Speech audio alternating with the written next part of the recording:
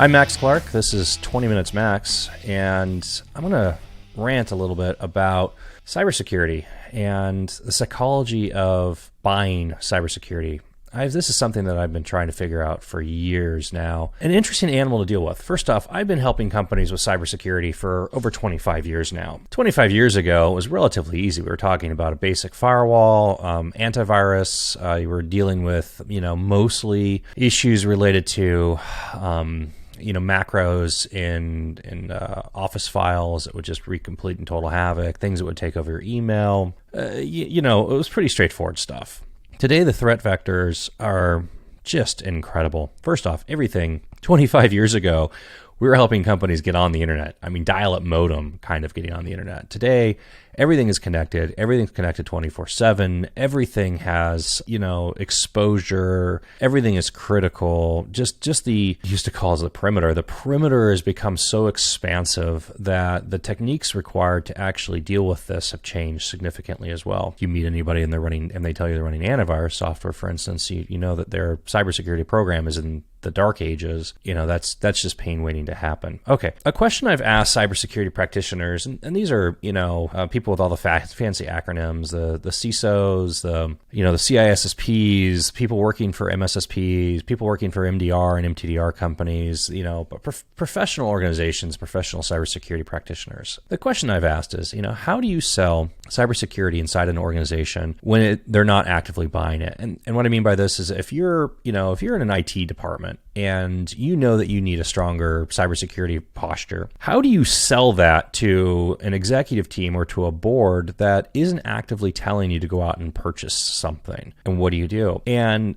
the answer really is you can't. Usually the counter and the reaction to this is you have to educate and you have to educate and you have to educate and you have to give them statistics and you know what? It doesn't really matter. It's not providing an endless stream of statistics of what percentage of companies are going to have breached and what the breach statistics are and what the average cost for a breach is, and all these different things make absolutely no bearing on the psychology for people. This is one of those, it's not going to happen to me. We have, what do you hear? Oh, it's not going to happen to us. It hasn't happened to us yet. We don't have anything important. It's not really important that we deal with this. It's one of the best and worst things about, the human condition and people. We have this overwhelming optimism that, horrible things aren't going to happen to us. We're not going to have a heart attack. We're not going to get into a car accident. Our house isn't going to be broken into.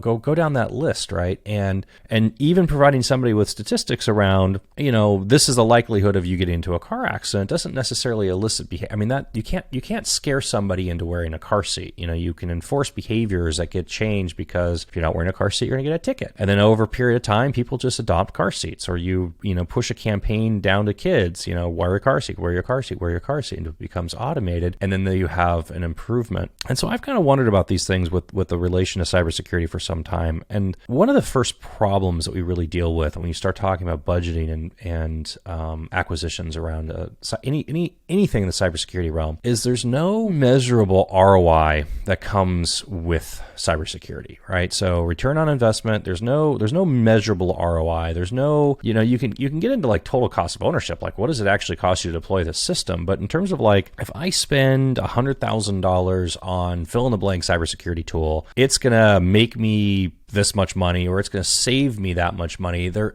isn't that correlation between the two. And this is part of the problem with cybersecurity and budgeting and acquisition is just that there's no direct correlation with it. So usually what we find when we're helping clients go through this and deal with this is how do we repurpose existing budget, or how do we solve other pain points and at the same time, roll out and improve a cybersecurity posture. So, what's a good example of that?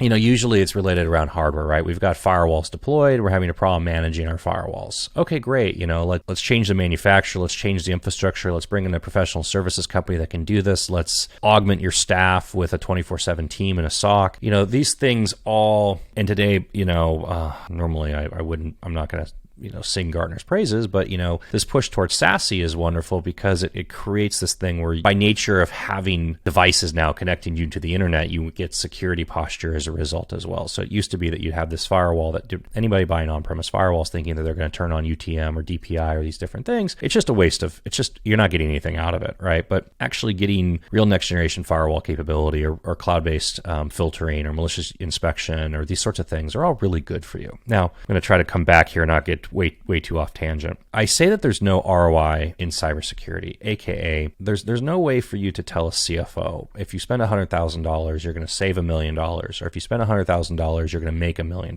You can't tell your CRO that. What you are talking about with cyber is it's not a direct correlation, and it's not like a linear is not the correct word, but it's not like a 1-for-1 ratio, right? It's not something where you're spending $1 to try to protect $1, you're spending $1 to protect $10. It's an asymmetric ratio on protection. I mean, you're talking about extinction level events for a company. And what do I mean by that? A breach can put you out of business. I'm going to let that hang there for a second. A breach can put you out of business. What is the ROI on that for a cybersecurity posture? We're not, again, this isn't like spend $100,000, save $1 million. It's spend $100,000 and don't go out of business. And there's different scenarios for these things. We can talk about data loss. If you're dealing, what's good examples? If you're dealing with motion picture, pre-release content, and you have pre-release content and that gets breached. This isn't a scenario where you're going to necessarily be sued out of existence. You're just not going to have any customers anymore. People aren't going to do business with you.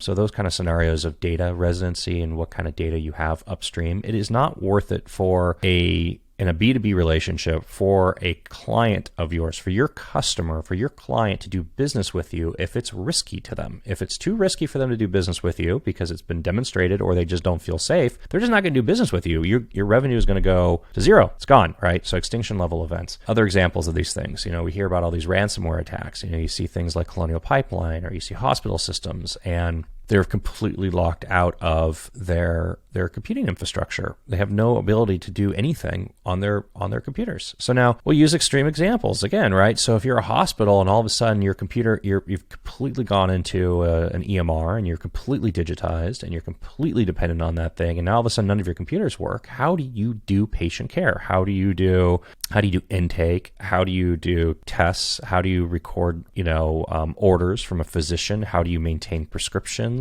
And literally everything, right? Like the whole entire, your critical care infrastructure related to somebody's heart beating, like those kind of things in beds. That entire thing is now electronic and on computers. And if your computers don't work, what do you do? Well, the answer for a lot of these hospitals that have had this event take place to them is they have to transfer their patients out of the hospital to other hospitals in the area. It's terrifying to actually see this stuff, the public perception as much as possible. But if you've taken and you start talking about, turn on the news and see ambulances transferring patients out of an ICU on ventilators because the hospital is shut down, massive critical issue. Colonial Pipeline, ransomware attack, could not move oil and fuel along the pipeline on the eastern seaboard of the United States. And you see video and footage of people at gas stations like pumping gas into like kiddie pools in the back of their trucks because there's no gas anywhere, right? That's where I say these things are asymmetric. Now, Colonial Pipeline ended up spending $50 million in ransomware to try to get this. And the other thing that's been going on for a while now is this idea of,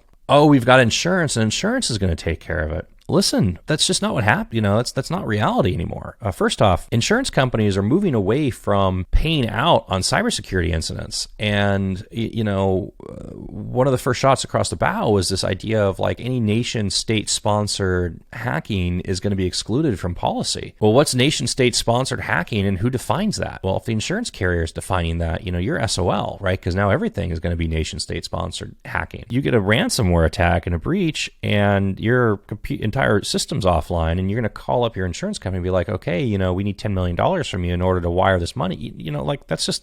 That's not going to happen. They're going to activate your incident response plan. Hopefully you have one, right? Which is basically like, hopefully it's more than just like run around in circles screaming in panic, right? But how many days can your business, can your company be off? Completely shut down, completely off. How many days do you have? 1 day, 2 days, 3 days, 5 days? 2 weeks? At what point does your business cease to exist because your customers are making other decisions because they're forced to, because their business is now at risk? This is a really curious thing for me with cybersecurity. We're not talking about, spend $1 to protect 10, or spend $1 to protect 100, or spend $1 to protect 1,000. We're talking about spend $1 to protect all of the dollars, everything, because the scenarios are so scary on the outside of it that, you're just dealing with something completely different for your business. Now, the second part of this that we get into is like, oh, I'm not a target. You were 100% a target.